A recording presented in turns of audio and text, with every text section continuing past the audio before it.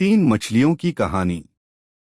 यह पंचतंत्र की उन लघु नैतिक कहानियों में से एक है जो बच्चों को जीवन का एक आवश्यक पाठ पढ़ाती है।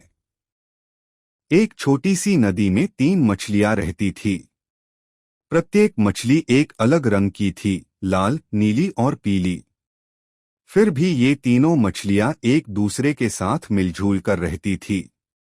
एक दिन नीली मछली किनारे के पास तैर रही थी और उसने मछुआरों की बातें सुनी। एक मछुआरा दूसरे से कह रहा था कि यह नदी में मछली पकड़ने का समय आ गया है। नदी की मछलियां यहाँ बहुत भोजन के लिए तैरती होंगी। चलो कल मछली पकड़ने चलते हैं। चिंतित नीली मछली अपने अन्य दो दोस्तों के लिए जितनी जल्दी हो सके तैर गई। उनके पास पहुंचकर उसने उन्हें कहा, सुनो सुनो, मैंने अभी अभी मछुआरों को बात करते हुए सुना है। वे कल इस नदी में मछली पकड़ने की योजना बना रहे हैं।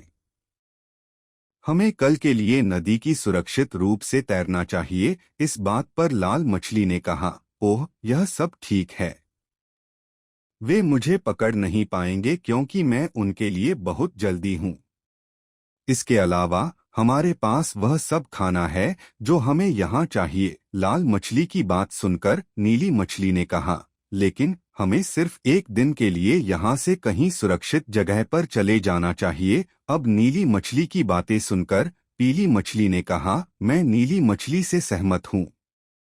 माना कि यह घर है, लेकिन हमें जरूर से सुरक्षित रहने की जरूरत है। इन दोनों मछलियों ने अपने दोस्तों को समझाने की कोशिश की, लेकिन कोई उनकी बातों पर भरोसा नहीं किया। जैसे ही अगली सुबह हुई, मछुआरों ने अपना जाल डाला और जितनी हो सके उतनी मछलियां पकड़ लीं। इनमें से कुछ हरे थे, कुछ नारंगी थे, कुछ सफेद थे, कुछ बहुरंगी थे और उनमें से एक लाल मछली भी थी। इस बात पर मछुआरों ने आपस में बात की, बेहतरीन पकड़ लंबे दिनों के बाद।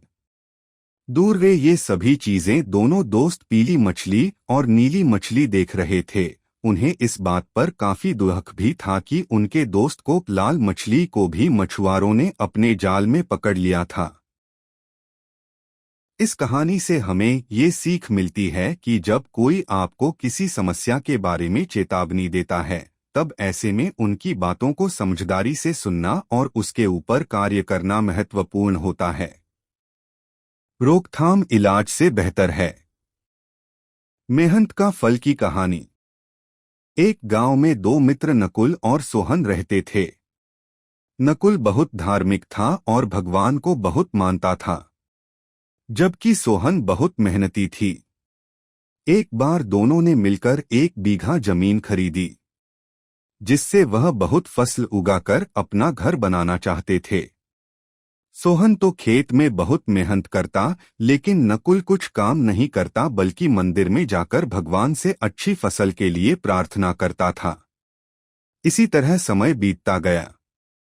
कुछ समय बाद खेत की फसल पककर तैयार हो गई, जिसको दोनों ने बाजार ले जाकर बेच दिया और उनको अच्छा पैसा मिला।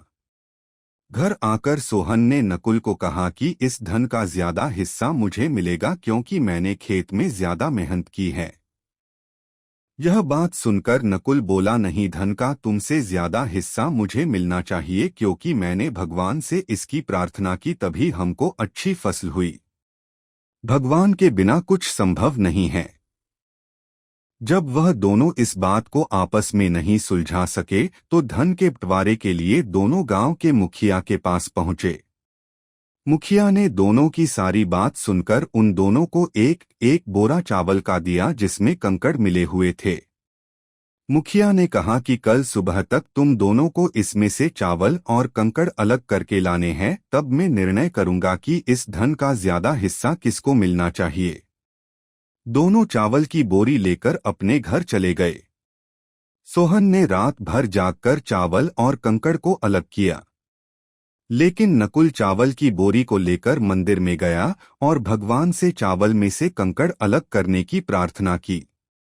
अगले दिन सुबह सोहन जितने चावल और कंकड़ अलग कर सका उसको ले जाकर मुखिया के पास गया। जिसे देखकर मुखिया खुश हुआ। नकुल वैसी की वैसी बोरी को ले जाकर मुखिया के पास गया। मुखिया ने नकुल को कहा कि दिखाओ तुमने कितने चावल साफ किए हैं। नकुल ने कहा कि मुझे भगवान पर पूरा भरोसा है कि सारे चावल साफ हो गए होंगे। जब बोरी को खोला गया तो चावल और कंकड़ वैसे के वैसे ही थे। जमींदार ने नकुल को कहा कि भगवान भी तभी सहायता करते हैं जब तुम मेहनत करते हो। जमींदार ने धन का ज्यादा हिस्सा सोहन को दिया। इसके बाद नकुल भी सोहन की तरह खेत में मेहनत करने लगा और अब की बार उनकी फसल पहले से भी अच्छी हुई। इस कहानी से हमें यह सीख मिलती है कि हमें कभी भी भगवान के भरोसे नहीं बैठना चाहिए। हमें सफलता प्राप्त करने के लिए मेहनत करनी चाहिए। गौरिया, चूहे और एक शिकारी की कहानी। बहुत दिनों की बात है, एक बार एक जंगल में गौरैयों का झुंड भोजन की तलाश में उड़ रहा था। तभी उनकी नजर पास के एक अनाज से भरे खेत पर पड़ी। जल्द ही वो सभी गौरैयों ने खाने के लिए नीचे उड़ गए और फिर पेट भरकर भोजन किया।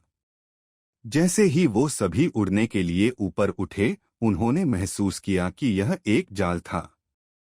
उनके पैर एक शिकारी द्वारा बिछाए गए जाल में फंस गए थे। जब वे अपने आप को मुक्त करने के लिए संघर्ष कर रहे थे, उन्होंने देखा कि वो शिकारी धीरे धीरे उनकी ओर चला आ रहा था। गौरैयों के नेता ने कहा, रुको, संघर्ष मत करो, बस मेरी बात सुनो।